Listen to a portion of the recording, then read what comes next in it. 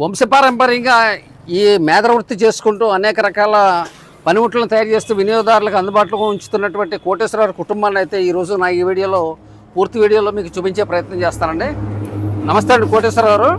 కోటేశ్వరరావు, మీరు వంశపారంపర్యంగా మీ అంతకాలం బట్టి చేస్తున్నారండి ఈ వృత్తి? సుమారు 30-35 సంవత్సరాల నుంచి చేస్తారు. మీ తండ్రి గారు? మా తండ్రి గారు ఆయన చిన్నప్పటి నుంచి ఆయన చేస్తారు. అదే అంటే మీ తాత ముత్తాతల నుంచి కూడా మీరు? తాత ముత్తాతల నుంచి కూడా ఇదే వృత్తి. మేము మీరు చేసే పనిముట్ల గురించి టకటగా చెప్పండి 2 నిమిషాలు. ఏవే వస్తువులు తయారు చేస్తారా? మేము రైతులకి చేటలు చేస్తామండి. కూరగాయల వాళ్ళకి కూరగాయలు గంపలు వెళ్తామండి. కూరగాయలు అమ్ముకునే వాళ్ళకి కూరగాయలు జంగిడీలు వెళ్తామండి.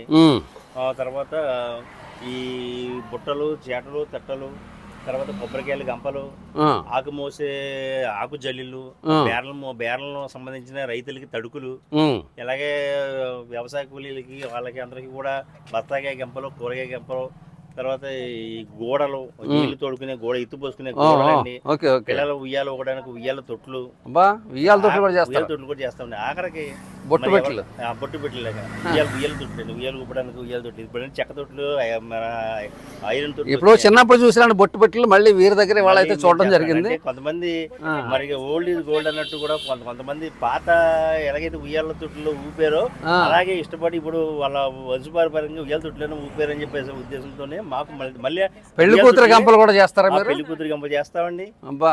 తర్వాత ఎవరన్నా చనిపోతే వాళ్ళు కూడా మాకు ఇప్పుడు కూడా మాకు సమాధులు, పిట్టలు లాంటివి కూడా వాళ్ళు ఇస్తారండి.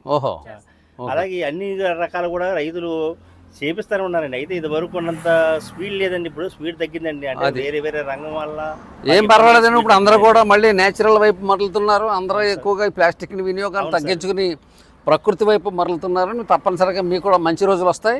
మీ వృత్తి కూడా బాగుంటుంది. భవిష్యత్తులో మీ ఇటువంటి నైపుణ్యం కలిగిన వ్యక్తులు ప్రపంచవ్యాప్తంగా కూడా తగ్గుతున్నారు, కానీ మళ్ళీ పెరిగే అవకాశం ఉందని తప్పనిసరిగా మీకు మంచి రోజులు వస్తాయని, రావాలని మనస్ఫూర్తిగా కోరుకుంటున్నానండి. నా ఛానల్ తరఫున మీ కుటుంబానికి, మీరందరూ బాగుండాలని కోరుకుంటున్నామండి. బాయ్ అండి. జై హింద్.